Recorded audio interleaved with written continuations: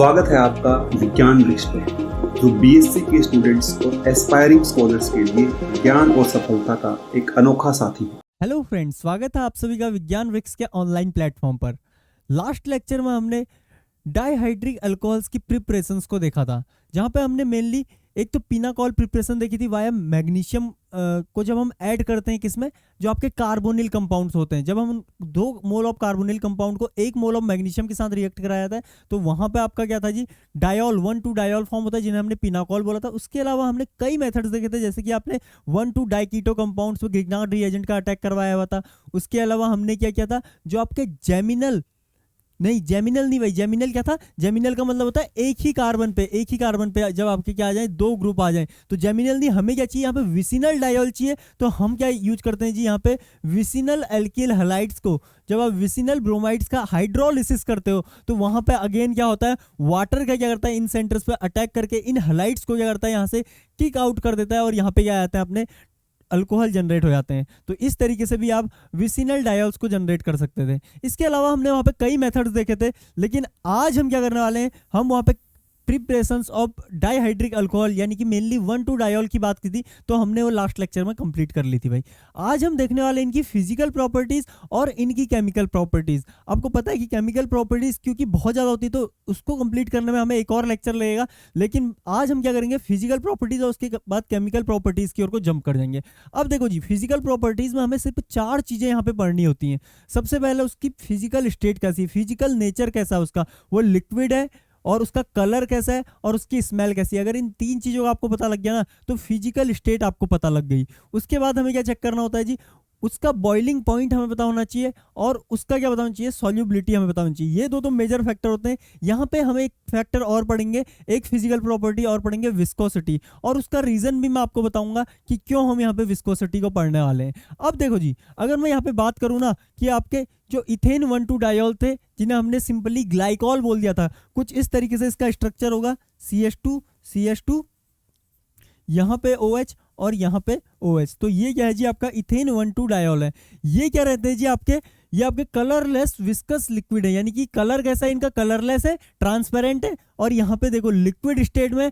लेकिन यहाँ पे इनका टेस्ट कैसा होता है जी, स्वीट टेस्ट के होते हैं। इसलिए मैंने लास्ट लेक्चर में भी आपको बताया था, इसी वजह से इनको क्या बोला जाता है जी, ग्लाइकॉल बोला जाता है, ग्लाइकॉल। और ये ग्लाइकॉल वर्ड कहाँ से निकल के आता है, ग्लाइकोजन से निकल के आता है, क्योंकि वो भी क्या होता है, स्वीट टेस्ट सब्सटेंस होता है और इनका भी टेस्ट स्वीट होता है, तो इनको इसलिए क्या बोल देते हैं, ग्लाइकॉल बोल दिया जाता है। ओके, तो यहाँ से मैं फिजिकल स्टेट के बारे में क्या पता लगा, ये ट्रांसपेरेंट लिक्विड है और क्या है, स्वीट टेस्ट है इनकी, और क्या जी, और क्या पता लगा, ये लिक्विड स्टेट में एग्जिस्ट करते हैं। जब हम प्रॉपर इस मॉलिक्यूल की बात कर रहे हैं, ओके, इस मॉलिक्यूल की बात कर रहे हैं, कलरलेस लिक्विड है और क्या है, स्वीट टेस्ट में है। ठीक है, तो ये क्या थी, इसकी फिजिकल अपीयरेंस थी। उसके बाद अगर मैं बात करूँ ना, यहाँ पे पहले हम क्या बात कर लेते हैं जी, सॉल्युबिलिटी की बात करते हैं। अब आप मुझसे बोलिए कि यहाँ पे अगर 2 आपके हाइड्रोक्सिल ग्रुप इस तरीके से अटैच हैं, यहाँ पे अगर आपके 2 हाइड्रोक्सिल ग्रुप इस तरीके से अटैच हैं, तो ये मॉलिक्यूल कैसा रहा होगा जी, ये मॉलिक्यूल कैसा रहा होगा, ये मॉलिक्यूल पक्का ही आपका पोलर रहा होगा।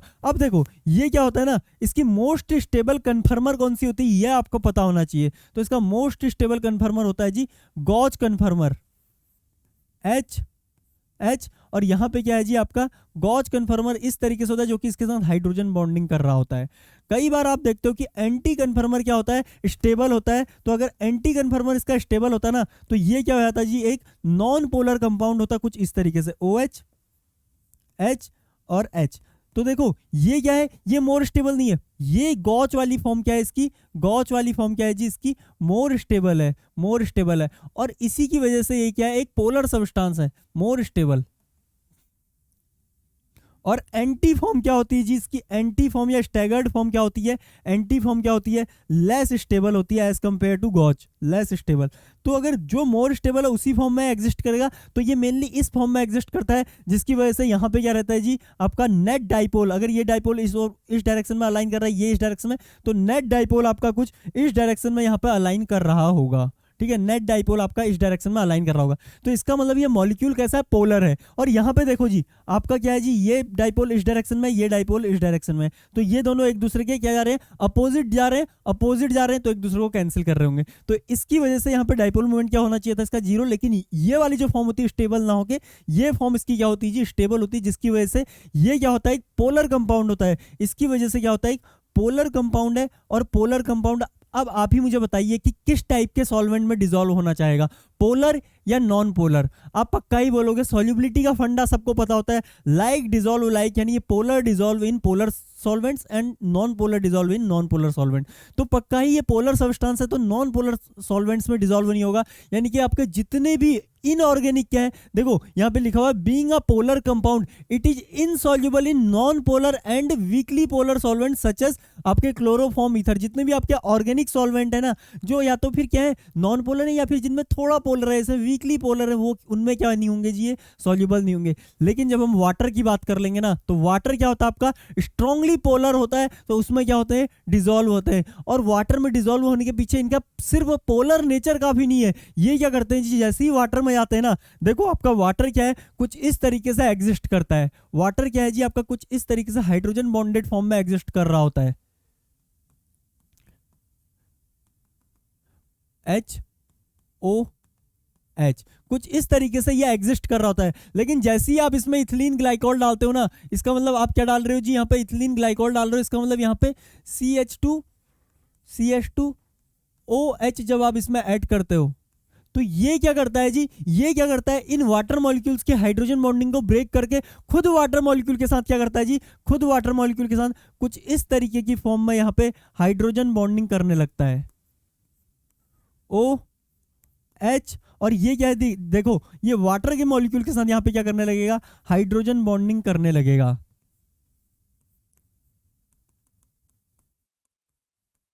इस तरीके से क्या करता है, वाटर के मॉलिक्यूल के साथ क्या करता है जी, हाइड्रोजन, न्यू हाइड्रोजन बॉन्ड यहाँ पे फॉर्म कर लेता है, न्यू हाइड्रोजन बॉन्ड यहाँ पे क्या कर लेता है, फॉर्म कर लेता है। तो एक तो इसका रीजन क्या था, ये क्या है, पोलर है, इसलिए क्या है, पोलर सॉल्वेंट्स में डिसॉल्व होता है। और उससे भी मेजर रीजन क्या है कि ये वाटर में बहुत ज्यादा इसकी सॉल्युबिलिटी रहती है, क्योंकि ये वाटर के साथ क्या करता है जी, कुछ इस तरीके के यहाँ पे हाइड्रोजन बॉन्ड ये फॉर्म करता है, एच बॉन्ड ये फॉर्म कर लेता है। तो जिसकी वजह से इसकी सॉल्युबिलिटी क्या रहती है, वाटर में बहुत ज्यादा रहती है भाई, ठीक है। तो ये तो बात होगी सॉल्युबिलिटी की। अब देखो बॉइलिंग पॉइंट का नेचर भी आप समझ सकते हो। बॉइलिंग पॉइंट मैंने आपको समझाया था कि क्या होता है, कि जब भी आप क्या करते हो, किसी भी सब्सटेंस को हीट करना स्टार्ट करते हो, किसी भी सब्सटेंस को हीट करना स्टार्ट करते हो, तो यहाँ पे क्या रहता है, मॉलिक्यूल के बीच में एक इंटरमॉलिक्यूलर फोर्स ऑफ अट्रैक्शन रहता है और एक काइनेटिक एनर्जी रहती है, ठीक है। तो जब आप काइनेटिक एनर्जी क्या करेगी, मॉलिक्यूल को दूर दूर ले आने की कोशिश करती है, और जो इंटरमॉलिक्यूलर फोर्स ऑफ अट्रैक्शन रहता है वो क्या रखता है, मॉलिक्यूल को क्लोज रखता है। और जब आप हीट करना स्टार्ट करोगे ना, तो यहां से आप क्या करते हो, काइनेटिक एनर्जी बढ़ाना करते हो। एक स्टेज पे काइनेटिक एनर्जी इतनी ज्यादा डोमिनेट कर जाती है कि वो यहां से क्या होते हैं, मॉलिक्यूल आपके एस्केप करने लगते हैं कुछ इस तरीके से वेपर फॉर्म में। तो इसी को क्या बोल देते हैं जी, हम बॉइलिंग पॉइंट बोल देते हैं। अब आप ही मुझे बताइए, अगर किसी मॉलिक्यूल के बीच में इंटरमॉलिक्यूलर फोर्स ऑफ अट्रैक्शन ज्यादा है, तो वहां पे हमें ज्यादा टेम्परेचर देना पड़ेगा, ज्यादा हीट देनी पड़ेगी मॉलिक्यूल्स को वेपराइज करने के लिए। और जहां पे इंटरमॉलिक्यूलर फोर्स ऑफ अट्रैक्शन कम रहेगा, वहां पे हमें कम हीट देनी पड़ेगी। यहां से मैं क्या बोल सकता हूं जी, जब इंटरमॉलिक्यूलर फोर्स ऑफ अट्रैक्शन, यहां पे लिख देता हूं मैं, इंटर मॉलिक्यूलर फोर्स क्या रहता है जी, इंटरमॉलिक्यूलर फोर्स ऑफ अट्रैक्शन क्या रहता है, डायरेक्टली प्रोपोर्शनल होता है आपके बॉइलिंग पॉइंट के, डायरेक्टली प्रोपोर्शनल होता है बॉइलिंग पॉइंट के।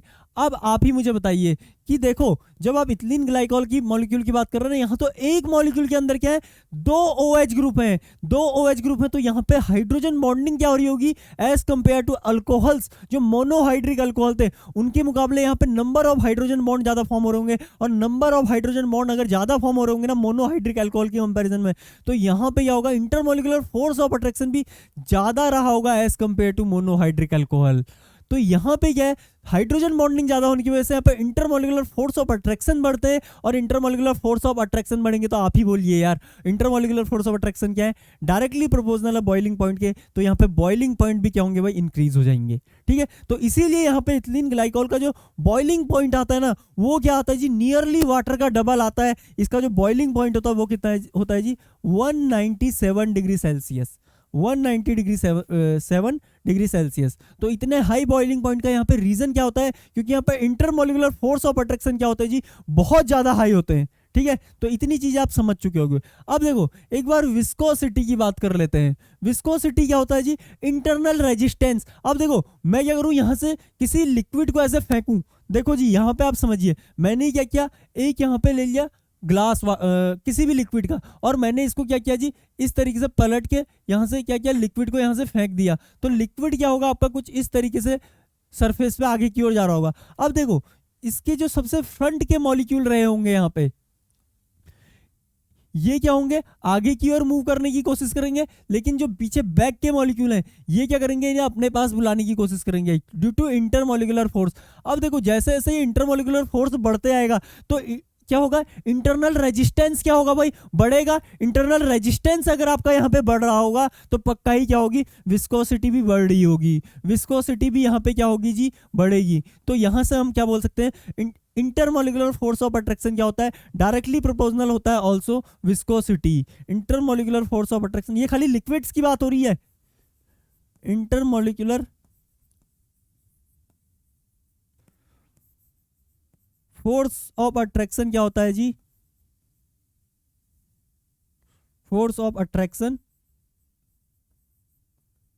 डायरेक्टली प्रोपोर्शनल क्या होता है आपका, विस्कोसिटी के डायरेक्टली प्रोपोर्शनल होता है। ये रिलेशन भी आपको पता होना चाहिए। तो यहाँ पे से हम क्या कर सकते हैं, बहुत आसान तरीके से बता सकते हैं कि जो आपका क्या रहा होगा, यहाँ पे इथिलीन ग्लाइकॉल का विस्कोसिटी रहा होगा, वो इसके ही सक्सेसर या आप क्या बोल सकते हो इसी के भाई इथेनॉल से क्या रहा होगा भाई, ज़्यादा रहा होगा। यहाँ पे विस्कोसिटी क्या रही होगी आपके इथिलीन ग्लाइकॉल की, ज़्यादा रही होगी एज कम्पेयर टू इथेनॉल। क्यों, क्योंकि यहाँ पे इंटरमोलिकुलर फोर्स ऑफ अट्रैक्शन ज़्यादा है। और इसको मैंने किस तरीके से समझाया, क्योंकि विस्कोसिटी किसका रिजल्ट होती है जी, viscosity again intermolecular force of attraction का ही रिजल्ट होती है जब हम लिक्विड्स की बात करते हैं। ये चीज़ आप ध्यान रखिएगा। इसे आप इस फंडे को आप गैस में यूज नहीं, गैसियस स्टेट में यूज नहीं कीजिएगा भाई। ठीक है, तो अब बढ़ते हैं अगले फंडे की ओर, जहां पे हम डिस्कस करने वाले हैं केमिकल रिएक्शंस ऑफ डायोल। और यहाँ पे अगेन हम किसकी बात करेंगे, इथिलीन डायोल की, इथिलीन ग्लाइकॉल की बात करेंगे, या 1,2 इथेन डायोल की बात करेंगे। ठीक है, इथेन 1,2 डायोल की बात करेंगे। अब देखो ये सारी की सारी वो प्रॉपर्टी तो दिखाएंगे, क्योंकि देखो ये क्या है, अगेन एक प्राइमरी अल्कोहल का सेंटर है। ये क्या है जी, एक प्राइमरी अल्कोहल का सेंटर है, और प्राइमरी अल्कोहल का सेंटर है तो हम यहाँ से क्या कंक्लूड कर सकते हैं, जो रिएक्शन आपके प्राइमरी अल्कोहल दिखाते थे वो पक्का ही क्या दिखाएंगे, ये अल्कोहल भी दिखाएंगे, ये अल्कोहल भी दिखाएंगे, क्योंकि ये सेंटर कैसे हैं जी, प्राइमरी अल्कोहल के सेंटर है। ठीक है, ये सेंटर कैसे है, प्राइमरी सेंटर है। ओके, तो यहाँ पे इनकी प्रॉपर्टी होती है, रिजेंबल करती है मोनोहाइड्रिक अल्कोहल्स को। और देखो मोनोहाइड्रिक अल्कोहल में हमने एक प्रॉपर्टी पढ़ी थी, जब भी हम किसी भी अल्कोहल को या किसी भी एक्टिव हाइड्रोजन को किसी मेटल के साथ ट्रीट करते हैं, किसी भी मेटल के, वो सोडियम हो सकता है, एल्यूमिनियम हो सकता है, मैग्नीशियम हो सकता है, किसी एक्टिव मेटल के साथ जब ट्रीट करते हो तो वहाँ पे H2 गैस रिलीज होती है, H2 गैस रिलीज होती है, और वहाँ पे जो अल्कोक्साइड सॉल्ट बन जाता है कुछ इस तरीके का। अगर मैं इसे R लिख दूं तो यहाँ पे हमने क्या पढ़ा था, H2 गैस रिलीज होने के बाद RO- Na+, इस तरीके का सॉल्ट बन जाता था। यहां पे भी कुछ ऐसा ही होता है, लेकिन यहां पे क्वेश्चन क्या आता है ना, देखो यहाँ पे क्या, जब आपने सोडियम के साथ रिएक्ट करा है तो आपका सिर्फ एक अल्कोहल का यहाँ पे क्या निकला जी, एक अल्कोहल से आपका H2 गैस निकली, एक अल्कोहल का हाइड्रोजन निकल गया, लेकिन दूसरे का एज इट इज इंटैक्ट है। दूसरे से अगर आपको H निकालना है ना, यानी कि H2 की फॉर्म में निकालना है, तो वहां पे आपको क्या करना पड़ता है, टेम्परेचर क्या करना पड़ता है जी, इंक्रीज करना पड़ता है। टेम्परेचर यहाँ पे इंक्रीज करना पड़ता है। ऐसा क्यों होता है भाई, सबसे पहला क्वेश्चन ये आता है। ठीक है, ये चीज तो होती है, ये चीज तो आपको याद रखनी पड़ेगी क्योंकि एक्सपेरिमेंटल फैक्ट है, लेकिन इसका रीजन आपसे पूछ लिया जाता है एग्जाम में कि ऐसा क्यों होता है कि आपका यहाँ पे स्टेप वाइज क्या होते हैं जी, यहाँ पे आपके प्रोटॉन के लॉस होते हैं, स्टेप वाइज प्रोटॉन के लॉस क्यों होते हैं, एक साथ यहाँ पे प्रोटॉन का लॉस क्यों नहीं होता, ये क्वेश्चन आपसे कई बार एग्जाम में पूछा जाता है। अब देखो जी, इसको समझने के लिए ना आपको पहले यहाँ पे थोड़ा सा समझना पड़ेगा। कुछ इस तरीके से आपका जो इथिलीन ग्लाइकॉल का मॉलिक्यूल है कुछ इस तरीके से, एक बार इसे समझिए, CH2 OH और यहाँ पे OH, लेकिन ये इस तरीके से एग्जिस्ट नहीं करेगा। मैंने आपसे बोला था ये कौन सी फॉर्म में एग्जिस्ट करता है, गॉच फॉर्म में। और गॉच फॉर्म में अगर ये एग्जिस्ट कर रहा है ना, तो देखो भाई गॉच फॉर्म में अगर ये एग्जिस्ट कर रहा है तो यहाँ पे हाइड्रोजन बॉन्डिंग हो रही होगी। अब देखो एक बार इस हाइड्रोजन बॉन्डिंग का मैं आपको एक और रिजल्ट यहाँ पे बताता हूँ। तो यहाँ पे हाइड्रोजन बॉन्डिंग में दिखा देता हूँ एक बार, इसमें कुछ इस तरीके से देखिए भाई, ये क्या है आपका अल्कोहल, इसका हाइड्रोजन इस ओर को मान लेते हैं और इसका हाइड्रोजन इस ओर को मान लेते हैं। अब देखो ये जो अल्कोहल है ये क्या करेगा जी, इसके साथ कुछ इस तरीके से हाइड्रोजन बॉन्डिंग कर रहा होगा। और जब भी मैंने क्या बोला, अल्कोहल 3 बॉन्ड बनाता है ना, ओ ऑक्सीजन आपका 3 बॉन्ड बना लेता है, ऑक्सीजन आपका 3 बॉन्ड बनाता है, तो उस पर क्या आ जाता है जी, डेल्टा पॉजिटिव आने लगता है। अब देखो जैसे ही इस पे डेल्टा पॉजिटिव आएगा ना, प्रॉपर पॉजिटिव नहीं आएगा। अगर वो प्रॉपर 3 बॉन्ड बनाता है तो वहां पे एक फॉर्मल पॉजिटिव चार्ज आ जाता है, लेकिन जब वो पार्शियल डबल बॉन्ड बनाता है तो वहां पे पार्शियल पॉजिटिव चार्ज डेवलप होता है। तो ये हाइड्रोजन बॉन्ड्स क्या होते हैं जी, पार्शियल बॉन्ड होते हैं, तो इनकी वजह से यहाँ पे क्या आता है, पार्शियल पॉजिटिव चार्ज यहाँ पे डेवलप होता है। पार्शियल पॉजिटिव चार्ज जैसे ही डेवलप होगा ना, तो ये क्या करेगा, ये इस ऑक्सीजन हाइड्रोजन बॉन्ड से क्या करेगा, इलेक्ट्रॉन डेंसिटी विड्रॉ करना स्टार्ट करेगा और यहाँ पे क्या करेगा, डेल्टा पॉजिटिव इंक्रीज कर देगा। और जैसे ही आपको बताया डेल्टा पॉजिटिव किसी भी हाइड्रोजन में इंक्रीज होना, उनकी एसिडिटी क्या होती है भाई, उनकी एसिडिटी क्या होती है, इंक्रीज हो जाती है। और एसिडिटी इंक्रीज होगी तो ये वाला हाइड्रोजन आप क्या हो गया, आपका मोर एसिडिक हो गया। तो ये क्या होगा, पहले यहाँ पे रिलीज कर देगा कुछ इस तरीके से CH2O, और यहाँ पे क्या है जी आपका OH, और यहाँ पे आप माइनस आ गया है, और ये अभी भी इसके साथ हाइड्रोजन बॉन्डिंग कुछ इस तरीके से कर रहा होगा। अब देखो भाई, और यहाँ पे आपने क्या रिलीज कर दिया, एक H+ रिलीज कर दिया, ठीक है। इस H+ को H2 में कर देगा आपका सोडियम, क्योंकि सोडियम क्या करता है, एक इलेक्ट्रॉन लूज करेगा। ऐसे ही यहाँ पे कितने बहुत सारे H+ रिलीज होंगे, क्योंकि एक मॉलिक्यूल तो आपका रिएक्शन मीडियम में होगा नहीं, और सब क्या करेंगे, एक एक इलेक्ट्रॉन खाएंगे सोडियम से और H रेडिकल में कन्वर्ट होंगे। फिर वो H रेडिकल क्या होंगे, देखो ये क्या होंगे, ये इलेक्ट्रॉन खाएंगे कहाँ से, सोडियम क्या करेगा, यहाँ पे इलेक्ट्रॉन रिलीज करेगा और Na+ में कन्वर्ट हो जाएगा, ठीक है। अब देखो ये इलेक्ट्रॉन कौन, यहाँ पे H+ जब इलेक्ट्रॉन खाएगा तो H रेडिकल बन जाएगा। तो ऐसे ही अगर 2 H+ रेडिकल खा रहे होंगे तो यहाँ पे क्या बन जाएंगे, 2 H रेडिकल बन जाएंगे, और ये दोनों आपस में कपल करके क्या दे देंगे जी, आपको H2 गैस यहाँ पे लिबरेट कर देंगे। एक बार बोलेंगे यार, यहाँ पे H2 गैस इस तरीके से लिबरेट होती है, जो कि यहाँ पे मैंने लिखी हुई थी। यहाँ पे मैंने हाफ इसलिए लिखा है ताकि मैं रिएक्शन को बैलेंस रख सकूँ भाई, वरना आपको हमेशा कोई भी चीज़ क्या है, फ्रैक्शन में नहीं लिखनी है। आप कोशिश कीजिए, उसे आप क्या कर रहे हो, कम से कम होल नंबर इंटीजर्स में ला रहे हो, होल नंबर इंटीजर में आपको लाना है, ठीक है। तो कुछ इस तरीके से यहाँ पे H2 गैस लिबरेट हो जाती है। अब देखो जो Na+ यहाँ पे आ गया होगा, जो Na+ वहाँ पे डेवलप हुआ है ना, वो यहाँ पे आ जाएगा। उसके बाद देखो ये क्या होता है ना, ये बहुत ज्यादा स्टेबल फॉर्म होती है। क्यों, क्योंकि देखो ये सिर्फ इस फॉर्म में एग्जिस्ट नहीं कर रहा होता, ये इसकी दूसरी रेजोनेटिंग फॉर्म। देखो यहाँ पे क्या होगा, CH2 और यहाँ पे देखो भाई O। अब क्या होगा ना, ये जो निगेटिव चार्ज है ये इस H+ को पकड़ लेगा, तो पक्का ही यहाँ पे क्या होगा, ये OH बॉन्ड बन गया होगा, लेकिन इसके पास निगेटिव आ गया होगा, यहाँ पे Na+ आ गया होगा, और ये जो ऑक्सीजन है ये इसके साथ हाइड्रोजन बॉन्डिंग करेगा इस तरीके से। तो यहाँ पे क्या है, जो आपका पहला प्रोटॉन क्या है, बहुत आसानी से क्यों निकला, क्योंकि यहाँ पे क्या था जी, आपका रेजोनेंस स्टेबिलाईज क्या बन रहा है, आपका कॉन्जुगेट बेस बन रहा है, और जितना ज्यादा स्टेबल कॉन्जुगेट बेस होगा उतनी ज्यादा आपकी क्या होगी भाई, यहाँ पे एसिडिटी होगी। तो आपका पहला हाइड्रोजन इसलिए मोर एसिडिक था। अब देखो दूसरे हाइड्रोजन को निकालने में यहाँ से ज्यादा प्रॉब्लम क्यों आती है, क्योंकि ये क्या है जी, ये एक स्टेबल कॉन्जुगेट बेस है, और यहाँ पे देखो, यहाँ पे ये हाइड्रोजन बॉन्डिंग से स्टेबिलाईज हो रहा है। लेकिन जब आप यहाँ से आगे की ओर मूव करोगे और यहाँ पे क्या बनाओगे जी, इसका फर्दर कॉन्जुगेट बेस बनाओगे ना, O- CH2O-, ये क्या है, जब ये प्रोटॉन लूज करके आपका H2 गैस यहाँ पे रिलीज करेंगे, तो यहाँ पे देखो जो आपका कॉन्जुगेट बेस बना, यहाँ पे अगेन देखो अब निगेटिव के बीच में यहाँ पे क्या होगा जी, रिपल्सन होगा। तो ये जो आपकी स्टेट बना, ये जो आपका कॉन्जुगेट बेस बना, ये क्या है जी, मोर अनस्टेबल है, ये ज्यादा अनस्टेबल है। तो इसका मतलब जो यहाँ पे से आपका लिबरेट होने वाला प्रोटॉन था वो क्या था जी, लेस एसिडिक था। तो यहाँ पे जो आपके सक्सेसिव क्या आ रहे हैं, सक्सेसिव आपके डिसोसिएशन आ रहे हैं, उनका मेन रिजल्ट क्या है, यहाँ पे स्टेबिलिटी ऑफ कॉन्जुगेट बेस है। तो आपको ये 2 के 2 कॉन्जुगेट बेस बनाने हैं, और इस तरीके से यहाँ पे सब कुछ लिख के बताना है भाई, जो सब कुछ मैंने बोला, इलेक्ट्रोस्टैटिक रिपल्सन। ओके तो इतना अब आप समझ गए होंगे कि यहाँ पे एक एक करके ये हाइड्रोजन क्यों निकल रहे हैं, एक साथ ये हाइड्रोजन क्यों निकल रहे हैं, क्योंकि इनकी जो एसिडिटी होती है ना भाई, वो क्या रहती है, कंप्लीटली डिफरेंट रहती है। और क्यों रहती है वो मैंने आपको बता दिया। जैसे ही आपका क्या होगा, ये मॉलिक्यूल हाइड्रोजन बॉन्डेड फॉर्म में रहता है, तो ये हाइड्रोजन इस ऑक्सीजन पे क्या आ जाएगा, डेल्टा प्लस आएगा, डेल्टा प्लस आएगा तो इस पे प्रेजेंट हाइड्रोजन क्या हो जाएगा, मोर एसिडिक होगा। मोर एसिडिक होगा तो पहले वो लिबरेट होगा, और उसके लिबरेट होने के बाद जो यहाँ पे कॉन्जुगेट बेस बनेगा वो मोर स्टेबल होगा। क्यों? क्योंकि यहाँ पे क्या करेगा, ये एक तरीके से सिग्मा बॉन्ड का रेजोनेंस दिखाएगा, सिग्मा बॉन्ड का रेजोनेंस दिखाएगा यहाँ पे। और सिग्मा बॉन्ड के रेजोनेंस के हिसाब की वजह से यहाँ पे क्या होगा, जो इसके कंट्रीब्यूटिंग स्ट्रक्चर होंगे ना, वो क्या होंगे, यहाँ पे स्टेबिलाइज कर रहे होंगे इस इंटरमीडिएट को। और ये इंटरमीडिएट बोले तो इसका कॉन्जुगेट बेस यहाँ पे क्या होगा, मोर स्टेबल होगा। लेकिन जब आप यहाँ से फर्दर इस प्रोटोन को यहाँ से निकालोगे ना, जो यहाँ पे स्टेबिलाइजेशन ला रहा है, जो यहाँ पे स्टेबिलाइजेशन ला रहा है, जब आप इस प्रोटोन को यहाँ से निकालोगे तो क्या करेगा, जैसे ये प्रोटोन निकल के H2 गैस की फॉर्म में यहाँ से रिलीज होगा ना,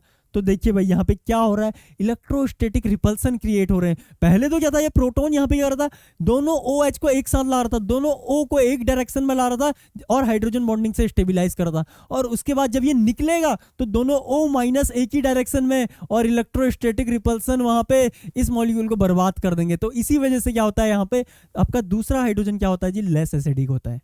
ओके, तो यहाँ पे आप इसका ये फंडा समझिए होंगे। अब बढ़ते हैं इसकी नई अगली रिएक्शन की ओर को। तो यहाँ पे हम क्या बात करने वाले हैं ना, यहाँ पे आपने अगर मैंने आपको पढ़ाया था हाइड्रो हेलोजिनेशन रिएक्शन पढ़ाई थी अल्कोहल्स के केस में, हालांकि वो अल्कीन के केस में होती है। लेकिन देखो भाई, हमने क्या पढ़ा था, हम OH ROH को कई तरीके से एक तो हम HX का यूज करके, हेलो एसिड्स का यूज करके हम इसे अल्किल हैलाइड में कन्वर्ट कर सकते हैं, RX में कन्वर्ट कर सकते हैं। मैं आपको मोनोहाइड्रिक अल्कोहल से पूरा कोरिलेट करके बता रहा हूँ। या आप क्या यूज कर सकते हो, यहाँ पे PCl5 का यूज करके क्या कर सकते हो, या PX5 का यूज करके आप यहाँ पे RX बना सकते हो। या आप यहाँ पे PX3 का यूज करके क्या कर सकते हो, RX जनरेट कर सकते हो। या आप यहाँ पे देखो भाई, ROH है आपका, तो आप इसमें क्या डाल सकते हो, SOCl2 डाल सकते हो, जो कि हमने क्या बोला था, one of the best method है। क्यों? क्योंकि यहाँ पे आपने RCl तो बना लिया, और यहाँ पे बाई प्रोडक्ट जो जनरेट हुए SO2 और HCl दोनों ही क्या थे जी, गैस थे, और इन्वायरमेंट में क्या हुए, उड़ गए। तो हमें क्या मिला, सिर्फ एक सिंगल प्रोडक्ट यहाँ पे मिला, कोई आइसोलेशन की जरूरत नहीं थी। तो यहाँ पे क्या था, सिंगल प्रोडक्ट हमें मिला था। तो इस तरीके के हमने कई मेथड मोनोहाइड्रिक अल्कोहल्स में डिस्कस किए थे। उसी तरीके से जब यहाँ पे यह हाइड्रोहेलोजिनेशन का मेथड या हेलो एसिड्स को जब ट्रीट किया जाता है इन डायोल्स के साथ, तो यहाँ पे क्या होता है ना, हमें मिलता तो है, हमें यहाँ पे विसिनल हैलाइड्स तो मिलते हैं, या इथिलीन डाइक्लोराइड बोल लो, या क्या बोल दो, विसिनल डाइक्लोराइड बोल लो इसे। तो यहाँ पे हमें क्या बोलते हैं, इस तरीके के डाइक्लोराइड मिलते तो हैं। लेकिन अगेन यहाँ पे क्या होता है, लो टेम्परेचर पे तो हमें क्या मिलता है जी, एक ही हेलोजिनेशन होती हुई दिखती है, एक ही आपका Cl- सब्स्टिट्यूट करता है एक OH को, और दूसरे OH को अगर आपको सब्स्टिट्यूट कराना ना, इस OH को अगर आपको सब्स्टिट्यूट कराना है, तो आपको यहाँ पे टेम्परेचर क्या करना पड़ता है जी, इंक्रीज करना पड़ता है। तो अगेन क्वेश्चन यही पूछा जाता है। देखो, ये चीजें तो आपको याद रखनी पड़ेंगी, और अगर आपको एक बार फंडा पता लग गया ना, तो आपको चीजें याद भी नहीं रखनी पड़ेंगी। अब देखो यहाँ पे होता क्यों ऐसा, अगर एक बार ये समझेंगे, इसको एंजॉय करेंगे, तो आपको ये चीजें याद रखने की भी जरूरत नहीं पड़ेंगी भाई। अब देखो यहाँ पे मैंने क्या बोला कि जब आप लो टेम्परेचर रखते हो ना, तो यहाँ पे क्या होता है जी, आपका एक ही क्या होता है, हेलोजिनेशन होता है, एक ही OH को सब्स्टिट्यूट कर पाता है आपका Cl-। तो ऐसा होता क्यों है ना, देखो हमने वहां पे जब मैकेनिज्म की बात की थी, तो हमने क्या बोलता है, जो आपका HCl होगा वो क्या करता है, H+ रिलीज करता है, और यहाँ पे Cl- रिलीज करता है। तो जो ये OH होता है ना, ये क्या करता है जी, इस H+ को एक्सेप्ट कर लेता है यहाँ से, और यहाँ पे क्या जनरेट हो जाएगा आपका CH2OHH, कुछ इस तरीके से। और यहाँ पे क्या आ जाएगा जी, पॉजिटिव चार्ज आ जाएगा प्रॉपर। इस बार देखो, इस बार प्रॉपर 3 बॉन्ड बने, तो इस पे प्रॉपर पॉजिटिव चार्ज आ जाएगा। और ये क्या है जी, CH2 है, यहाँ पे आपका OH एज इट इज है, ठीक है, क्योंकि दोनों अगर यहाँ पे पॉजिटिव बना देंगे तो ये स्टेट अगेन क्या हो जाएगी, अनस्टेबल हो जाएगी, अगर आप इसका भी प्रोटोनेशन कर दोगे। तो इसलिए यहाँ पे क्या होता है, 1 by 1 पहले प्रोटोनेशन होगी। और देखो भाई, जैसे ही ये होगा तो ये क्या करेगा जी, यहाँ से Cl- आएगा, और यहाँ पे अटैक करके इस वाटर मॉलिक्यूल को क्या कर रहा होगा, पक्का ही यहाँ से बाहर करेगा। तो आपका क्या जनरेट हो गया यहाँ पे, CH2Cl, और अब देखो भाई CH2, और यहाँ पे आपका क्या है, OH, ठीक है, कुछ इस तरीके से प्रेजेंट है। अब देखो सेकेंड स्टेप में क्या करेगा, ये O जो है ना ये वापस से इस प्रोटॉन को यहाँ से पकड़ने की कोशिश करेगा। लेकिन एक चीज आपको ध्यान रखनी है, इस बार कहानियां पहले जैसी नहीं है भाई, इस बार कहानियां पहले जैसी नहीं है। ये Cl क्या करेगा, अपना -I इफेक्ट लगाएगा, -I इफेक्ट लगाएगा यहाँ पे, और इलेक्ट्रॉन डेंसिटी क्या करेगा, यहाँ से खींचना स्टार्ट करेगा। यहाँ से खींचेगा तो इसकी इलेक्ट्रॉन डेंसिटी क्या होगी, थोड़ा इस ओर को शिफ्ट होना स्टार्ट होगी, थोड़ा इस ओर को शिफ्ट होना स्टार्ट होगी। अगर ऑक्सीजन की इलेक्ट्रॉन डेंसिटी इधर को शिफ्ट होना स्टार्ट होगी तो ये क्या करेगा जी, यहाँ पे अटैक करना इतना आसान हो नहीं पाएगा। तो आपको क्या करना पड़ेगा, यहाँ पे टेम्परेचर इंक्रीज करके इनकी रिएक्टिविटी यहाँ पे क्या करनी पड़ेगी, बढ़ानी पड़ेगी। देखो मैंने क्या बोला, यहाँ पे क्या आ गया, आपका क्लोरीन आ गया। क्लोरीन क्या करेगा, -I इफेक्ट लगा के यहाँ से क्या करता है, इलेक्ट्रॉन डेंसिटी अपने पे विड्रॉ करना स्टार्ट करता है। तो इलेक्ट्रॉन डेंसिटी विड्रॉ होके इस कार्बन से विड्रॉ होगी, अगेन इस बॉन्ड से विड्रॉ होके ये जो ऑक्सीजन की इलेक्ट्रॉन डेंसिटी होती है ना अपनी ओर को विड्रॉ करता है थ्रू इस बॉन्ड के थ्रू। ठीक है, अब अगर ये ऑक्सीजन की इलेक्ट्रॉन डेंसिटी अगर इस ओर को शिफ्ट होगी तो क्या ये अटैक करने जा पाएगी आगे की ओर को, कभी नहीं जा पाएगी। तो हमें क्या करना पड़ता है, यहाँ पे टेम्परेचर इंक्रीज करके इनकी रिएक्टिविटी को क्या करना पड़ता है, इंक्रीज करना पड़ता है। और जैसे ही आप टेम्परेचर इंक्रीज करोगे तो यहाँ पे क्या होगा, आपका कुछ इस तरीके का इंटरमीडिएट आपको फॉर्म होता हुआ नजर आएगा, CH2, और यहाँ पे क्या है जी आपका OH।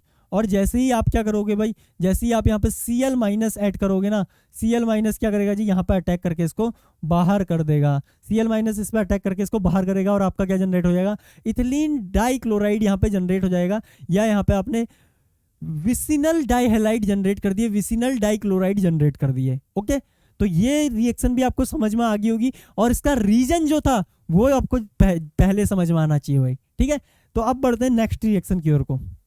अब देखो इसी में हम आगे, जस्ट हमने जो पहली रिएक्शन पढ़ी थी उसी का एनालॉग है। वहां पे हमने क्लोरीनेशन की थी, यहाँ पे हमने ब्रोमिनेशन की। तो ब्रोमिनेशन जब हम करते हैं तो यहाँ पे भी क्या होता है, 1 by 1 पहले इसका ब्रोमिनेशन होगा और फिर आप टेम्परेचर इंक्रीज करके दूसरे का ब्रोमिनेशन करोगे। लेकिन आयोडीन के साथ ऐसा नहीं होता है भाई।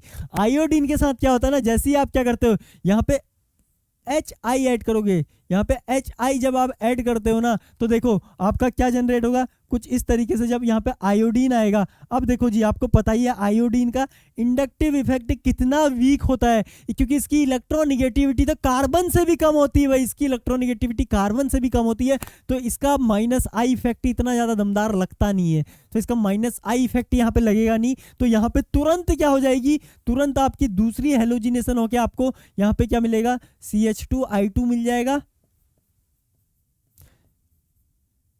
CH2I इस तरीके से मिल जाएगा। और इनका क्या होता है ना, यहीं पे ये चीज हमें आइसोलेट भी नहीं हो पाती है कि उससे पहले ही ये I2 की फॉर्म में यहां से निकल जाता है, और यहाँ पे क्या होता है जी आपका डबल बॉन्ड फॉर्म हो जाता है कुछ इस तरीके से।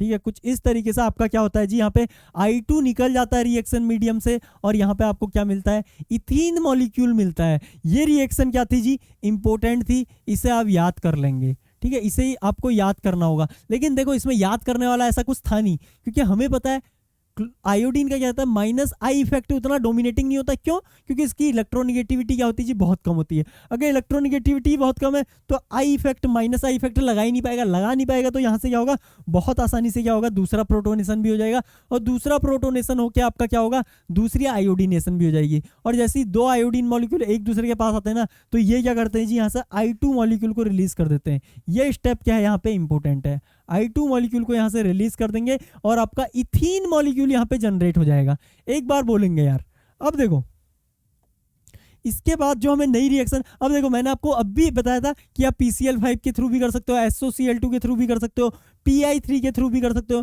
जब यहाँ पे सेवरल रिएजेंट अपनाएंगे ना, तो देखो PCl5 क्या करेगा, PCl5 अगर आप एक इक्विवेलेंट PCl5 लोगे, अगर एक लोगे तो सिर्फ एक ही का वो क्या करेगा, हेलोजिनेशन करेगा। यही तो हमने पढ़ा था, एक इक्विवेलेंट PCl5 एक इक्विवेलेंट क्या अल्कोहल का क्या करता है, हेलोजिनेशन करता है। लेकिन PCl3 का एक इक्विवेलेंट 3 इक्विवेलेंट अल्कोहल का क्या कर देता है जी, हेलोजिनेशन करता है। ये रिएक्शन इंपॉर्टेंट थी PCl3 वाली। PCl3 जबकि वहां पे क्या है, क्लोरीन कम है, उसके बावजूद भी उसका एक इक्विवेलेंट क्या कर रहा है, अपने 3 के 3 क्लोरीन को क्या कर रहा है, यूटिलाइज कर रहा है। लेकिन PCl5 में क्या होता है जी, सेलेक्टिव, बहुत सेलेक्टिव, सिर्फ एक ही क्लोरीनेशन हो पाती है वहां पे, एक ही मॉलिक्यूल की हो पाती है। तो देखो जब आप एक आप यूज करोगे ना, तो एक अल्कोहल का यहाँ पे क्या हो जाएगा, क्लोरीनेशन हो जाएगी, और ये दूसरा एज इट इज यहाँ पे अल्कोहल की तरह रिटेन रहेगा। लेकिन यहाँ पे हमने क्या किया है जी, यहाँ पे हमने 2 इक्विवेलेंट PCl5 के यूज किए हैं, 2 इक्विवेलेंट यूज किए हैं, तो पक्का ही ये क्या दे देगा हमें, डाइक्लोरो इथेन यहाँ पे जनरेट कर देगा, 1,2 डाइक्लोरो इथेन यहाँ पे जनरेट कर देगा। और बाकी बाई प्रोडक्ट आपको पता होनी चाहिए, POCl3, वही ये POCl3 है, इसको सही करेंगे, और यहाँ पे HCl जनरेट होता है, ठीक है। तो ये थी एक रिएक्शन। उसके अलावा SOCl2 की तो मैंने लास्ट क्लास में जब हमने मोनोहाइड्रिक अल्कोहल की यहाँ पे रिएक्शंस पढ़ी थी, तो वहाँ पे फुल मैकेनिज्म भी बताई थी, इन प्रेजेंस ऑफ pyridine और इन अब्सेंस ऑफ pyridine दोनों ही। अब देखो SOCl2 का काम आपको पता है, यहाँ पे अगेन इन दोनों का क्या कर देगी, हेलोजिनेशन कर देगी और आपको इस तरीके का प्रोडक्ट मिल जाएगा, ठीक है। ये रिएक्शंस आप एक बार अगर आपको समझ में नहीं आ रही ना, तो एक बार मोनोहाइड्रिक अल्कोहल में जाके देखिए भाई, मोनोहाइड्रिक अल्कोहल में देखिए, उनकी केमिकल प्रॉपर्टीज में देखिए, वहाँ पे मैंने इनकी फुल मैकेनिज्म कराई हुई है। अब देखते हैं रिएक्शन विथ फॉस्फोरस ट्राइहलाइड्स, यही तो इंपॉर्टेंट है, ट्राइहलाइड्स। ट्राइहलाइड्स इसलिए इंपॉर्टेंट है ना, क्योंकि हमें इनका सिर्फ एक इक्विवेलेंट यूज करेंगे, यहाँ पे क्या होगा, डाइहेलोजिनेशन होगी। और जब आयोडीन के साथ इसे PI3 के साथ ट्रीट किया गया ना, तो देखो आयोडीनेशन तो यहाँ पे 2 बार होगी, लेकिन अभी हमने देखा था लास्ट स्लाइड में क्या था जी, जैसे ही आपके डाइआइडो कंपाउंड बनते हैं ना, ये क्या करते हैं, I2 रिलीज कर देते हैं रिएक्शन मीडियम में और अल्कीन जनरेट कर देते हैं। और सेम उसी तरीके की रिएक्टिविटी यहाँ पे भी हमें देखने को मिलती है भाई, सेम उसी तरीके की रिएक्टिविटी हमें यहाँ पे भी देखने को मिलती है। ओके, तो ये रिएक्शन याद रखेंगे। बाकी अगर आपने यहाँ पे इस मॉलिक्यूल में CH2OH और CH2OH, अगर आप इसमें PCl3 ऐड करते ना, PCl3 ऐड करते तो आपका क्या जनरेट हो जाता थी, CH2Cl और यहाँ पे CH2Cl आपका जनरेट हो जाता है। एक बार बोलेंगे यार, ये जनरेट हो जाता है। इसके बाद नो एलिमिनेशन, जैसे यहाँ पे एलिमिनेशन होगी ना, वहाँ पे कोई एलिमिनेशन नहीं होगी। इसी तरीके से ब्रोमीन के केसेस में भी कोई एलिमिनेशन नहीं होगी। सिर्फ आपको याद रखना, आयोडीन के केसेस में यहाँ पे क्या होती है, डाइआइडो कंपाउंड बनते ही क्या होता है, यहाँ पे तुरंत एलिमिनेट होकर I2 गैस लिबरेट कर देता है। ओके, तो ये यहाँ पे थोड़ा सा था जो आपको याद रखना था। अब देखो जी, जो नई रिएक्शन आपकी वो काफी कॉमन आपको पता है, नाइट्रिक एसिड के साथ रिएक्शन करानी है, तो यहाँ पे आपका क्या होगा, यहाँ पे H2SO4 पड़ा है। और अब देखो इस बार बेस HNO3 नहीं करेगा, इस बार बेस का काम कौन करेगा, ये अल्कोहल करेगा। तो ये अल्कोहल का सबसे पहले स्टेप में क्या होता है जी, H2SO4 H+ देता है, तो इसकी क्या हो जाती है, यहाँ पे प्रोटोनेशन हो जाएगी और ये क्या आ जाएगा, इस पे प्लस आ जाएगा। और आपको पता है ये जो HNO3 है ना, वो किस फॉर्म में टूटता है आपका, H+NO3-। ये NO3- क्या करता है, इस कार्बन पे अटैक करके इसको बाहर कर देगा, तो यहाँ पे NO3 क्या है, यहाँ पे ऐड हो जाएगा। अब देखो ये NO3 भी कहाँ से अटैक करता है, देखो NO3 का आपको स्ट्रक्चर पता होना चाहिए। NO3 का स्ट्रक्चर कुछ इस तरीके का होता है जी, O- यहाँ पे प्लस, तो ये दोनों प्लस माइनस तो एक दूसरे को कैंसिल कर देते हैं, और कुल मिला के जो माइनस साइन यहाँ पे दिख रहा है वो कहाँ से है जी, इस ऑक्सीजन से जनरेट हो रहा है। तो ये ऑक्सीजन के थ्रू यहाँ पे अटैक करता है, इसलिए यहाँ पे NO3 को कुछ इस तरीके से दिखाया गया है, ONO2। ठीक है, तो ये क्या करता है जी, इस ऑक्सीजन से यहाँ से अटैक करता है। देखो ये कुछ इस तरीके से अटैक कर रहा होगा, यहाँ पे ये क्या करता है जी, कुछ इस तरीके से यहाँ पे अटैक करके करता है, इसको बाहर की ओर फेंक देता है। तो ये चीज आपको पता होनी चाहिए भाई, ये चीज आपको अगेन क्या है, पता होनी चाहिए कि आपके अटैक किस सेंटर से हो रहे हैं। ठीक है, तो आपको इस तरीके से यहाँ पे प्रोडक्ट बनाना है। उसके बाद क्या होगा, सेकंड स्टेप में इसका भी क्या होगा, इस बार तो आपको देखना ही नहीं इफेक्ट, क्योंकि यहाँ पे एसिड ही इतना ज्यादा स्ट्रॉन्ग है ना, यहाँ पे इतना ज्यादा स्ट्रॉन्ग एसिड है कि ये दूसरे का भी यहाँ पे क्या करेगा, डिहाइड्रेशन करके ही मानेगा। ये क्या है कि स्ट्रॉन्ग डिहाइड्रेटिंग एजेंट है। अगर इसे OH नहीं मिलता तो ये क्या करता है, HNO3 का ही डिहाइड्रेशन कर देता है। इतना स्ट्रॉन्ग डिहाइड्रेटिंग एजेंट है आपका H2SO4, ये तो आपको पता होना चाहिए। ठीक है, अगर आपको यहाँ पे OH नहीं मिलता ना, तो ये HNO3 का डिहाइड्रेशन करके क्या दे देता, देखो यहां से क्या रहा, H2O हटा लो, और जैसे ही आप H2O हटाओगे तो यहाँ पे क्या बन जाएगा, NO2 बच जाएगा, NO2, और इस पे प्लस आ जाता है जी। तो इस तरीके का इसका डिहाइड्रेशन कर देता, लेकिन कब करता, जब यहाँ पे कोई और इसको क्या नहीं मिलता, बेस नहीं मिलता।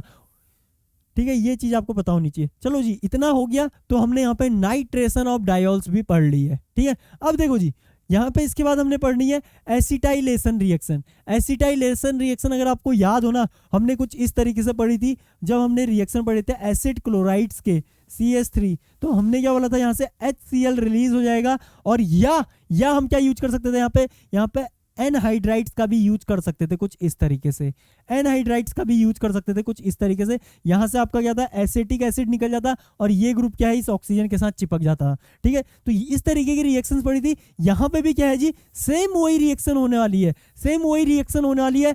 यहाँ पे देखो आपको एसिड दिया हुआ है, ठीक है, कार्बोक्सिलिक एसिड दिया हुआ है, तो एस्टर फॉर्म करना है हमें, कुल मिला के OH, और यहाँ पे क्या है जी CH3 दिया हुआ है। ठीक है, CH3 दिया हुआ है, तो इन दोनों के कॉम्बिनेशन से ये जनरेट होता है। और हमें पता है कि एस्टरिफिकेशन रिएक्शन में क्या होता है, अल्कोहल का क्या निकलता है, हाइड्रोजन निकलता है, और कार्बोक्सिलिक एसिड का क्या निकलता है जी, OH निकलता है, OH निकलता है। ये हमने आइसोटोपिक लेवलिंग के थ्रू प्रूव किया था, और मैंने मैकेनिज्म के एविडेंसेस में ये आपको लिखाया हुआ है। ठीक है, तो आप यहाँ पे का क्या निकलेगा, H निकलेगा। आप कभी भी इसको इस तरीके से मत दिखाइएगा भाई, आप कभी भी इसको इस तरीके से मत दिखाइएगा। ये तरीका क्या है, रॉन्ग है दिखाने का, क्योंकि हमने क्या है ये स्टडी किया हुआ है। लेकिन अब आप अगर इसको इस तरीके से दिखाएंगे तो ये तो पाप हो जाएगा भाई। गलतियों को बार बार करना गलती नहीं, पाप होता है। तो उस तरीके से देखिए यहाँ पे क्या होगा, आपका H2O मॉलिक्यूल इस तरीके से निकलेगा, और क्या लग गया जी, देखो इस पे OCO-CH3, OCO-CH3, और एक OH अभी भी एज इट इज है। अगर आप यहाँ पे दूसरा इक्विवेलेंट, यहाँ पे आपने एक इक्विवेलेंट ऐड किया था, अगर आप यहाँ पे दूसरा इक्विवेलेंट एसिड का ऐड कर दोगे ना, तो यहाँ पे क्या होगा जी, आपका डाई एस्टरिफिकेशन हो जाएगी, और दूसरे सेंटर पे भी आपको क्या मिल जाएगा, एस्टर बॉन्ड फॉर्म होके मिल जाएगा। इसको अगर आप फुल फ्लैश फॉर्म में लिखना चाहते हैं ना, तो कुछ इस तरीके से लिख सकते हैं जी। देखिए CH2, यहाँ पे क्या आपका O, यहाँ पे आपका O, इसके बाद क्या था यहाँ पे CO, यहाँ पे CH3। ठीक है, यही तो है CO-CH3। यहाँ पे भी आप क्या कर सकते हो, जैसे CO और यहाँ पे CH3। ओके, तो इतना आप अभी तक समझ चुके होंगे।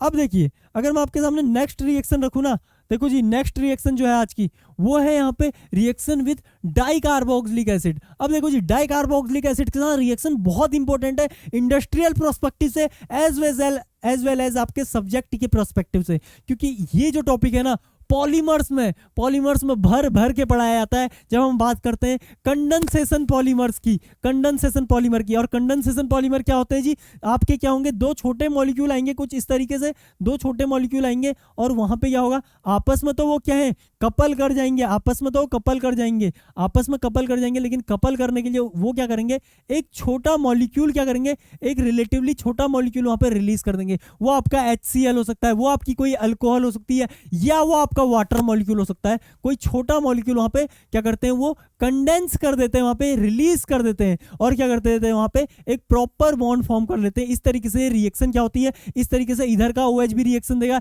इधर का Cl भी रिएक्शन देगा, तो आपका पॉलीमर फॉर्म हो जाता है। और उसी तरीके की एक रिएक्शन मैंने यहाँ पे लिखी हुई है जी। देखो, जब आप क्या करते हो, इथिलीन ग्लाइकोल की, अब देखो ये तो डाई फंक्शनैलिटी है ही, इसमें तो आपके दोनों टर्मिनल पे OH लगे हैं। और जब आप इसकी रिएक्शन किसके साथ, एसिड के साथ या किसी एस्टर के साथ कराते हो ना, डाई एस्टर के साथ, ये चीज ध्यान रखिएगा, एक आपका ग्रुप यहाँ पे होना चाहिए और दूसरा दूसरे टर्मिनल पे होना चाहिए। जब आप इस तरीके की रिएक्शन कराते हो ना, तो सेम उसी तरीके की रिएक्शन जो हमने यहाँ पे डिस्कस की हुई है, ये होगी यहाँ पे। ठीक है, इस तरीके से क्या करेंगे हम, यहाँ पे का H और OH निकाल देंगे। तो देखो जी, यहाँ पे हमने क्या किया, इस अल्कोहल का H निकाल दिया और इसका OH निकाल के यहाँ पे ये बॉन्ड फॉर्म कर लिया, ये बॉन्ड यहाँ पे फॉर्म कर लिया। ठीक है, ये बॉन्ड, और इसी तरीके से यहाँ का हमने H और OH निकाल के ये बॉन्ड फॉर्म कर लिया। ठीक है, ये बॉन्ड फॉर्म कर लिया। लेकिन अभी देखो इधर क्या है आपका, इधर अगेन क्या है, इधर अभी भी ये बॉन्ड फ्री है, और आपका रिएक्शन मीडियम में एक ही मॉलिक्यूल तो इसका पड़ा नहीं होगा, इसका एक और मॉलिक्यूल यहाँ मान लो कुछ इस तरीके से इसका दूसरा मॉलिक्यूल यहाँ प्रेजेंट है, तो वो क्या करेगा जी, यहाँ पे अगेन कंडेंसेशन दिखाएगा, और इससे आगे फर्दर क्या कुछ इसी तरीके की यहाँ पे क्या करेगा, फर्दर यहाँ पे फॉर्म क्या कर देगा, जनरेट कर देगा। और फर्दर इसके आगे भी यहाँ पे देखो, इसके आगे आपका दूसरा इथिलीन ग्लाइकोल का मॉलिक्यूल क्या होगा, वो यहाँ पे क्या करेगा जी, वो यहाँ पे आपका आगे को पॉलीमराइजेशन करते जाएगा, आगे को रिएक्शन करते जाएगा। तो यहाँ पे आपके बहुत सारे मॉलिक्यूल नहीं, एक ही मॉलिक्यूल बहुत लंबा होते जा रहा है, और इसी तरीके के मॉलिक्यूल्स को बोला जाता है सुप्रा मॉलिक्यूल्स। और सुप्रा मॉलिक्यूल्स क्या होते हैं, मतलब पॉलीमर्स भी एक तरीके के क्या होते हैं जी, सुप्रा मॉलिक्यूल्स ही होते हैं। और इस तरीके के पॉलीमर्स को देखो क्या बोलेंगे, यहाँ पे क्या फॉर्म हो रहा है, एक बार बोलेंगे यार, ये क्या है, एस्टर बॉन्ड है नहीं है, एक बार बोलो यार, ये जो मैंने यहाँ पे बॉन्ड बनाया ये क्या है जी, एक एस्टर बॉन्ड है या नहीं है,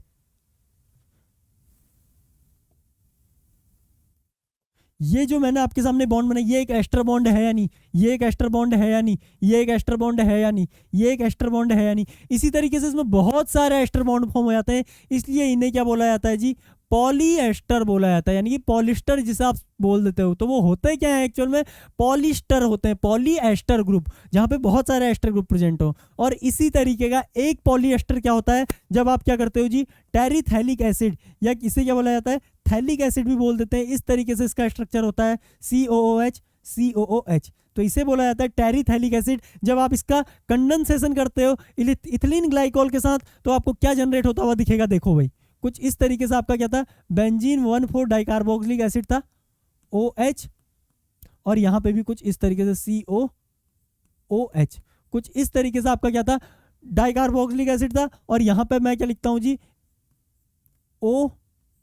CH2CH2O, और यहाँ पे H, ठीक है। इसी तरीके से इधर क्या होगा, एक और मॉलिक्यूल लिख लेता हूँ ताकि आपको चीजें आसानी से समझ में आ जाए। O, यहाँ पे मैंने लिख दिया OH, और इधर भी क्या होगा आपका COOH। तो देखो भाई, यहाँ पे अगेन क्या है आपका, एस्टर बॉन्ड फॉर्म होंगे, एस्टर बॉन्ड फॉर्म होंगे। तो इन्हें क्या बोल दिया जाता है, इन्हें बोल दिया जाता है जी, ये आगे कर रहा होगा और ये फर्दर आगे रिएक्शन कर रहा होगा। तो यहाँ पे अगेन आपके क्या है, एस्टर बॉन्ड फॉर्म हो रहे हैं, एस्टर बॉन्ड फॉर्म हो रहे हैं। और इसी को क्या बोल दिया जाता है, इसको मैं यहाँ पे कुछ इस तरीके से ड्रॉ कर सकता हूँ, CO, यहाँ पे O आया आपका, यहाँ पे CH2 और यहाँ पे क्या आ गया जी आपका O आ गया। और इसको आगे को एज इट इज छोड़ दो, और यहाँ पे आपका CO, और इसको आगे को एज इट इज छोड़ दो। इसको मैं N की फॉर्म में यहाँ पे लिख सकता हूँ। और इसको, ये भी एक तरीका क्या है, पॉलिस्टर है। और इसका नाम क्या होता है जी, इसका नाम आपको पता होना चाहिए, टेरिलीन इसे बोला जाता है। क्या बोला जाता है जी, टेरिलीन इसे बोला जाता है, या इसका दूसरा नाम होता है डैक्रोन, ठीक है। तो इस तरीके से टेरिथैलिक एसिड या थैलिक एसिड से आप क्या करते हो, जब पॉलिस्टर बनाते हो, उनका नाम क्या होता है जी, डैक्रोन या टेरिथैलिक एसिड, टेरिलीन होता है। ये आपको पता होना चाहिए, ठीक है। हालांकि ये सब कुछ मैंने यहाँ पे लिखा हुआ है, आपको ज़्यादा टेंशन लेने की जरूरत नहीं है। जब आप टेरिथैलिक एसिड लोगे तो इसे क्या बोलोगे जी, यहाँ पे टेरिलीन बोल दोगे और डैक्रोन बोल दोगे। ये सब कुछ मैंने यहाँ पे लिखा हुआ है, ठीक है। और पूरी रिएक्शन लिखी हुई है, कंप्लीट एक्सप्लेनेशन हो गया, अब आपको समझ में आ गया होगा। अब देखो जी, इसके बाद हम आज की लास्ट रिएक्शन पढ़ लेते हैं। अगले लेक्चर में हम डिस्कस करेंगे रिडक्शन और ऑक्सीडेशन की रिएक्शन, जो कि अगेन एक बड़ा टॉपिक है, तो उनको अगले लेक्चर में करेंगे। लेकिन एक बार हम क्या करते हैं, जो आपके 1,2-डायोल होते हैं ना, उनकी रिएक्शंस देख लेते हैं कीटोन और एल्डिहाइड के साथ। तो देखो जी, जब भी आप किसी कीटोन के साथ ट्रीट करते हो ना, तो वहां पे कुछ इस तरीके से वाटर मॉलिक्यूल क्या होता है, लिबरेट हो जाता है, और कुछ इस तरीके के यहाँ पे क्या होंगे, बॉन्ड फॉर्म हो जाएंगे, ठीक है। इस तरीके के बॉन्ड फॉर्म हो जाएंगे। अब देखो जी, ये था आपका ये वाला सेंटर, ये क्या था जी, ये वाला सेंटर। और यहाँ पे ये फ्रेगमेंट कहाँ से आया आपका, इथिलीन ग्लाइकोल से आया। और इस तरीके के सेंटर को क्या बोला जाता है, जब यहाँ पे एक हाइड्रोजन हो ना, तो इसे बोला जाता है एसीटल। और इस तरीके के सेंटर को क्या बोला जाता है, जब यहाँ पे दो के दो ग्रुप आपके अल्काइल ग्रुप हो, तो इसे बोला जाता है कीटल। ये ऐसा इसलिए बोला जाता है ना, क्योंकि ये जो आपके जनरेट हुए हैं, ये कहाँ से जनरेट हुए हैं जी, आपके एल्डिहाइड से जनरेट हुए हैं, इसलिए इन्हें एसीटल बोल दिया जाता है। और ये जो आपके जनरेट हुए हैं, ये जो प्रोडक्ट यहाँ पे जनरेट हुआ है, ये किससे जनरेट हुआ है जी, कीटोन से जनरेट हुआ है, इसलिए इन्हें कीटल बोला जाता है। हाँ, इस रिएक्शन को पढ़ने का मेन रीजन ये है ना, कि जो आपके एसीटल और कीटल है, इनको किसकी तरह यूज किया जाता है, इनको प्रोटेक्टिंग ग्रुप की तरह यूज किया जाता है जब हम सिंथेटिक ऑर्गेनिक केमिस्ट्री की बात करते हैं या ऑर्गेनिक सिंथेसिस की बात करते हैं। ये चीज सब कुछ मैंने लिखा है कि इसे प्रोटेक्टिंग ग्रुप की तरह काम करते हैं। और उसके बाद इन्हें आसानी से डी प्रोटेक्ट किया जाता है जब आप क्या करोगे, जब आप इसमें वापस क्या कर दोगे, यहाँ पे H+ डालोगे ना, मिनरल एसिड। ये क्या है जी, मिनरल एसिड। मिनरल एसिड क्या होता है, HCl के साथ ट्रीट कर दो, लेकिन H2SO4 के साथ ट्रीट मत करना, वो भी एक मिनरल एसिड होता है, लेकिन वो क्या कर सकता है, इसके बाद फर्दर यहाँ पे डिहाइड्रेशन कॉज कर सकता है। डाइल्यूट आप H2SO4 यहाँ पे यूज कर सकते हो भाई। अब देखो, ये प्रोडक्ट बनाना तो आपको आ गया, लेकिन मैकेनिज्म किस तरीके से आती है, एक बार इसको देख लेते हैं। अब देखो जी, कुछ इस तरीके से क्या है आपका ROH, और आपने यहाँ पे PTSA दिया है। PTSA क्या होता है जी, पैराटोल्यूइन सल्फोनिक एसिड होता है इसका नाम। PTSA मतलब होता है पैराटोल्यूइन सल्फोनिक एसिड, OH, कुछ इस तरीके से, ठीक है। तो इसका काम क्या होता है, ये H+ रिलीज करता है, ठीक है। तो इसका काम क्या होता है जी, ये H+ रिलीज करता है। तो ये जब यहाँ पे H+ रिलीज करेगा ना, तो इस H+ को कौन पकड़ लेगा, आपको पता है, ऑक्सीजन के पास लोन पेयर है, तो ये इस H+ को पकड़ लेगा। तो आपका यहाँ पे क्या जनरेट हो गया, कुछ इस तरीके से यहाँ पे ऑक्सोनियम स्पीसीज आपको जनरेट होती हुई दिखी भाई। ऑक्सोनियम स्पीसीज यहाँ पे जनरेट होती हुई दिखेगी, और एक बार ऑक्सोनियम स्पीसीज बन गई ना, इस सेंटर पे इलेक्ट्रोफिलिसिटी इतनी तेजी से इंक्रीज होती है कि यहाँ पे प्रेजेंट जो अल्कोहल मॉलिक्यूल होता है वो इस पे तुरंत क्या करता है जी, अटैक मार देता है। ये लो जी, अटैक हो गया। और आपको यहाँ पे क्या जनरेट होता हुआ दिख रहा है, एक बार बोलो यार, आपको यहाँ पे क्या जनरेट होता हुआ दिख रहा है, एक बार ये बोल दोगे।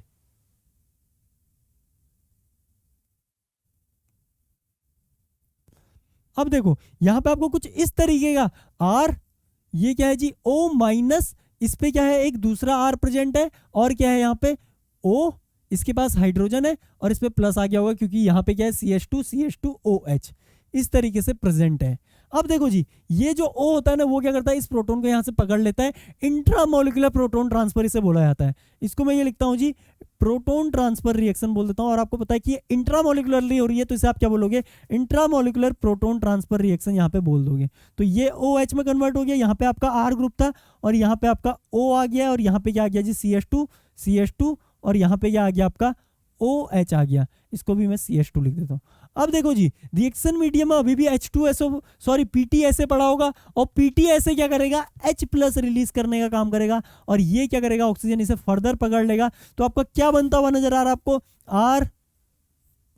R, और यहाँ पे देखो जी O, CH2, और यहाँ पे क्या है जी OH, और यहाँ पे आपका क्या बन गया, OH2+ जैसे ही बनेगा ना, तो ये क्या करेगा जी, यहाँ से इस पे अटैक करेगा और वाटर को रिएक्शन मीडियम में आउट कर देगा, और आपको आपका डिजायर्ड प्रोडक्ट यहाँ पे बनता हुआ नजर आएगा, R। और देखो जी यहाँ पे क्या है, ऑक्सीजन,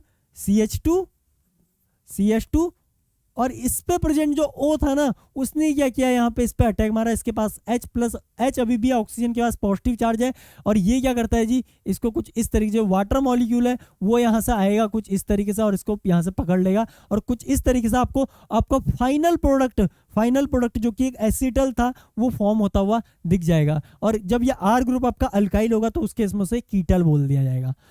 ठीक है, तो आज के लिए इतनी केमिकल रिएक्शंस काफ़ी हैं। एक बार मैं आपको रिवाइज करा देता हूं कि हमने क्या क्या किया था। सबसे पहले हमने सोडियम मेटल के साथ रिएक्शन देखी थी, जहां पे क्या होता, आपका सक्सेसिव प्रोटॉन या डिसोसिएशन हो रहा था प्रोटॉन का, पहले एक H+ निकल रहा था, फिर दूसरा H+ निकल रहा था, फिर उसके बाद हमने HCl या HX के साथ ग्लाइकॉल की रिएक्शन देखी थी। वहां पे भी हमने क्या देखा, सक्सेसिव आपके क्या होते हैं, हेलोजिनेशन होते OH ग्रुप के। फिर उसके बाद हमने क्या देखा था, लेकिन एक केस आपको याद रखना था वहाँ पे HI का। HI के केस में वहाँ पे एक साथ क्या हो रहा था, आपका हेलोजिनेशन होता, और जैसे ही डाई आइडो कंपाउंड बन रहे थे वो I2 को रिलीज करके वहाँ पे क्या जनरेट कर रहे थे, आपके I2 को रिलीज करके वहाँ पे अल्कीन जनरेट कर दे रहे थे, और आपकी I2 गैस वहाँ पे लिबरेट होती। उसके बाद हमने PCl5 और SOCl2 के साथ रिएक्शन देखी थी। सारी कहानियाँ सेम थी क्योंकि हेलोजिनेशन की कहानियाँ है। उसके बाद हमने फॉस्फोरस ट्राई हेलाइट्स के साथ रिएक्शन देखी थी, जहाँ पे हमने PI3 के साथ रिएक्शन देखी। तो अगेन आपका क्या हुआ, एक ही स्टेप में आपने क्या किया, डाई आइडो कंपाउंड जनरेट किया, और अगेन उसने क्या किया, I2 रिलीज करके यहाँ पे क्या जनरेट कर दिया जी, आपकी अल्कीन जनरेट कर दी। और उसके बाद हमने जैसे कि एक रिएक्शन तो ये देख ली कि हमने जब कीटोन और एल्डिहाइड के साथ रिएक्शन की तो यहाँ पे आपके क्या हुए, प्रोटेक्टेड अल्कोहल जनरेट हुए। ठीक है, और इसके अलावा हमने कुछ एक रिएक्शन और देखी जहाँ पे मैंने आपको डिटेल जैसे कि एस्टर फॉर्मेशन बताया, यहाँ पे एक एस्टर फॉर्मेशन बताया। उसके अलावा देखो नाइट्रेशन रिएक्शन बताई, जो कि उतनी इंपॉर्टेंट नहीं लेकिन पता होना चाहिए, क्योंकि इस इंटरमीडिएट का आप फर्दर क्या कर सकते हो, यूज कर सकते हो आगे रिएक्शंस के लिए। ठीक है, ये इंटरमीडिएट इसलिए इंपॉर्टेंट हो जाता है। और उसके बाद क्या है जी, हमने यहाँ पे एक पॉलीमराइजेशन की रिएक्शन पढ़ी थी, यहाँ पे हमने डेक्रोन का पॉलीमराइजेशन पढ़ा। ओके, तो आज के लेक्चर को यहीं पे फिनिश करेंगे और मिलेंगे नेक्स्ट लेक्चर में, जहाँ पे हम डिस्कस करेंगे ऑक्सीडेशन एंड रिडक्शंस। ठीक है, ऑक्सीडेशन एंड रिडक्शन, और उसके अलावा हीट की प्रेजेंस में किस तरीके से डिहाइड्रेशन होती है यहाँ पे, और एसिड की प्रेजेंस में किस तरीके से डिहाइड्रेशन होती है। एसिड में भी मिनरल एसिड की प्रेजेंस में कैसे डिहाइड्रेशन होगी, और लेविस एसिड की प्रेजेंस में कैसे डिहाइड्रेशन होगी, ये सब कुछ हम डिस्कस करेंगे नेक्स्ट क्लास में। Till then, thank you, bye bye.